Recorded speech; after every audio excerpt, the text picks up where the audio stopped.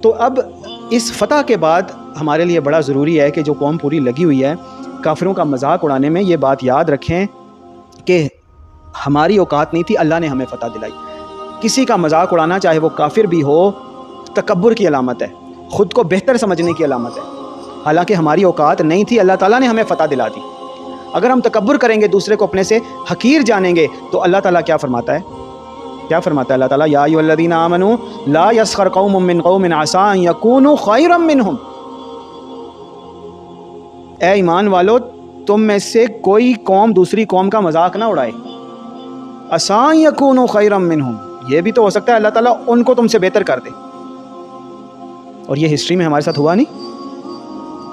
Mongol मुसलमानों को कत्ल कर रहे थे, मुसलमानों के खोपड़ियों के मीनार बना रहे थे, लेकिन अल्लाह ताला ने मुसलमानों को उन्हीं के ज़रिए नेस्तो नाबूद किया, फिर उनको मुसलमान कर दिया और उनके ज़रिए से अल्लाह ताला ने इस्लाम को तक़वियत बख्शी।